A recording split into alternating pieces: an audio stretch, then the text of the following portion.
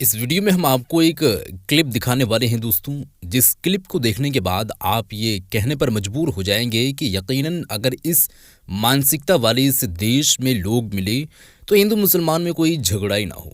देखिए दोस्तों, मेरा मुद्दा और मेरा टॉपिक यही रहता है और मैं आप लोगों तक यही जानकारी पहुंचाने की कोशिश करता हूं कि देखिए, हिंदू मुसलमान में लड़ करके कोई फ़ायदा मिलने वाला तो है नहीं, ना यहाँ और ना वहाँ।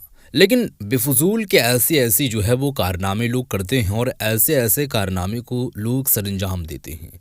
अब यहाँ पर एक क्लिप मैं आप लोगों को दिखाने वाला हूँ। कांग्रेस पार्टी से ताल्लुक़ रखने वाले हैं, प्रवक्ता हैं, उम्मीदवार हैं स्वरा भास्कर जी।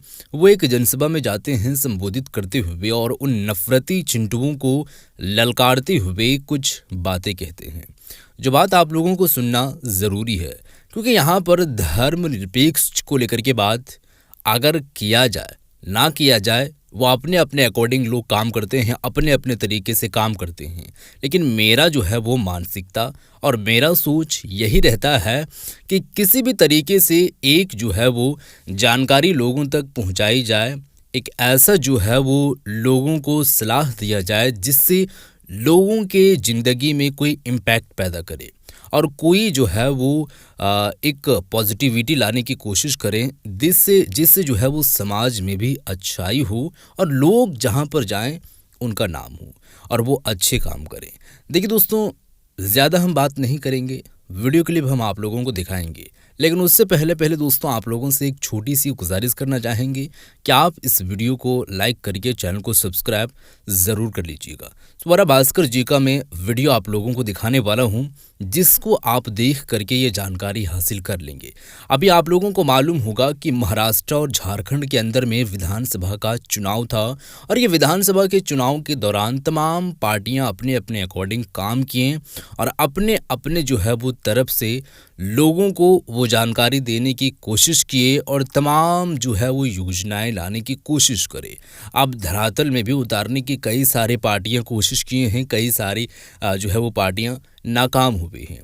अब वो अंदरूनी तौर पर क्या काम करते हैं, क्या काम नहीं करते हैं, वो उनका एक अलग अपना मुद्दा है।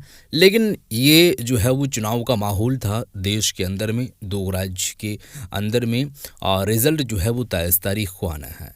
अपने अपने अकॉर्डिंग लोग काम किए हैं। इसी दरमियान में जो है वो ये जनसभा को संबोधित करते हुए बातें कहे हैं।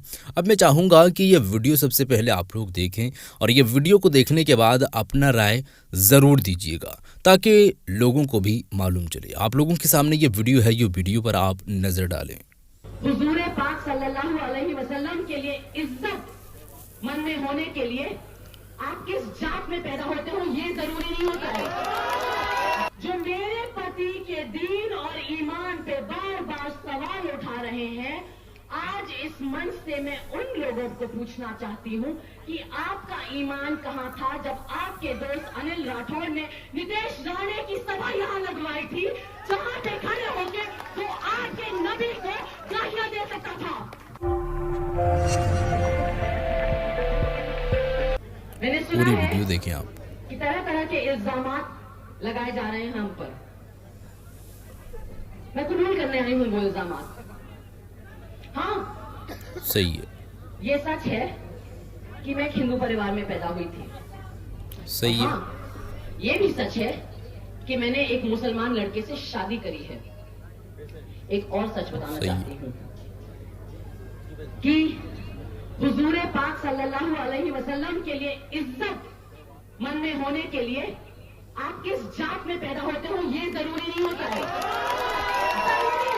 इंसानियत बड़ी चीज़ है, ये आप ज़रूर कीजिए। तो आप उन गुस्ताखों के साथ जाके हाथ नहीं मिलाते हो, ठीक है ना। जो मेरे पति के दीन और ईमान पे बार बार सवाल उठा रहे हैं, आज इस मंच से मैं उन लोगों को पूछना चाहती हूं कि आपका ईमान कहां था जब आपके दोस्त अनिल राठौड़ ने नितेश राणे की सभा यहां लगवाई थी, जहां पे खड़े होके वो आज के नबी को गालियां दे सकता था। तब आपका ईमान कहां था? तब आपका ईमान कहां था जब बिल्किस बानो के गुस्ताखों को, जिन्होंने सामूहिक बलात्कार किया, उसका आज जो बीजेपी के नेता उसको माला चढ़ा रहे थे, तब आपकी के साथ हाथ मिला रहे हो। आपका ईमान तब कहां था जब वो लोग जो आपकी पार्टी और आपके पक्ष में, आपके गठबंधन में आपके साथी हैं, वो कह रहे हैं कि जब महायुति की सरकार आएगी तो सबसे पहला काम वो ये करेंगे कि मस्जिद पर से लाउड स्पीकर हटा देंगे। भाई इतना तो मुझे भी समझ में आ गया कि मुसलमानों के दीन और ईमान में इतनी हिम्मत है, इतना जोर है, इतनी मजबूती है कि वो लाउड स्पीकरों पे नहीं, लाउड स्पीकरों की जरूरत नहीं है उसे। नमाज पढ़ने के लिए जो अजान होती है वो आप सबके दिलों तक पहुंचती है, वो हमारे दिलों तक भी पहुंच जाती है। हमारे आपके जो, मुझे पता है, एक बड़ी दिलचस्प बात बताना चाहती हूँ मैं। मुझे पता है कि आप सबका ना दिल बहुत बड़ा है। कैसे पता है मुझे? मैं पहले तो कभी नहीं मिली हूं आपसे। मुझे इसलिए पता है क्योंकि 10 साल से आप उन लोगों को बार बार माफ किए जा रहे हो जिन्होंने 10 साल से आपको सिर्फ और सिर्फ धोखा दिया है। 10 साल से आप उन्हें नवाजे जा रहे हो, सर पे बिठाए जा रहे हो, उनके झूठे वादे आप कबूल किए जा रहे हो। नवाब मलिक को सब अहंकारी कहते हैं। सही है, वो अहंकार क्या है? मुसलमानों के साथ ऐसा ही होता है। वो अहंकार आपका साथ है। आज वक्त आ गया है कि चीता कैंप उस अहंकार को खत्म करे। जिन लोगों को आपने तख्त पे बिठाया है, वक्त आ गया है कि आप उन्हें तख्त से हटा दें। मैंने सुना है कि सना मलिक जी नाराज हो गई जब उन्हें कहा कि वो पापा की परी है। क्यों? आप तो बड़े गर्व के साथ कह रही थी कि अभिनेत्री का पति होने से बेहतर है कि नवाब मलिक की बेटी हो। अच्छी बात है, तो हो ना पापा की परी। इसे कबूल करने में क्यों शर्म आ रही है अभी आपको? आप कहती है कि आप पापा की शेरनी है। शेर कई तरह के होते हैं, कुछ शेर आदमखोर भी हो जाते हैं, है ना? उन शेरों के साथ क्या किया जाता है? उन शेरों को पिंजरे में बंद करके निकाला जाता है। वो वक्त अब आ चुका है। इस घड़ी का वक्त खराब हो गया है क्योंकि समय बदल रहा है। समय यह है कि घड़ी की सेल निकालो और तुतारी बजाओ धोखेबाजों, गद्दारों और रसूल पाक के गुस्ताखों में सुकान में।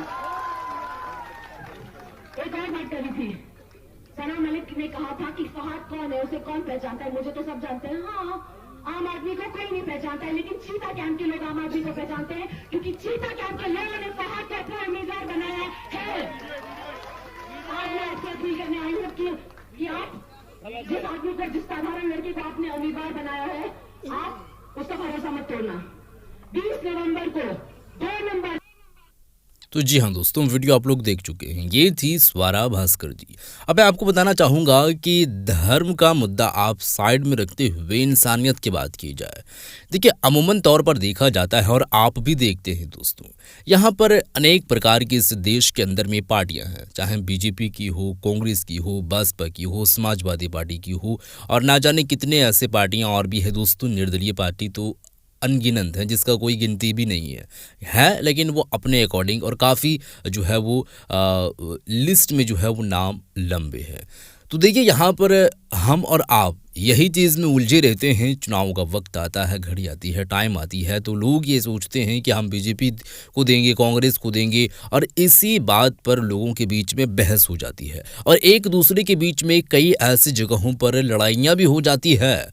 और यहाँ पर मैं आपको बताना चाहूँगा दोस्तों कि यहाँ पर जो है वो जितने भी लोग पॉलिटिशियन हैं, जितने भी लोग पॉलिटिकली तरीके से खेल खेलते हैं, वो अभी ये मुद्दा देश के अंदर में बस 2 ही है कि हिंदू मुसलमान करके।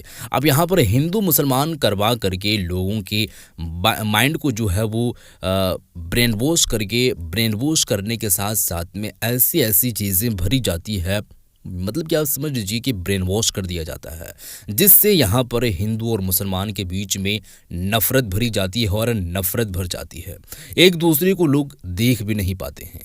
ये करवा करके, और बीजेपी हो चाहे कांग्रेस हो, एक ही थाली में बैठ के और दोनों लोग खाना खाते हैं और वहाँ पर उनके बेटे जो है वो जा कर के अदर कंट्री में, दुबई हो, कतर हो, कुवैत हो और ना जाने अमेरिका वगैरह में जा कर के पढ़ाइयाँ करते हैं।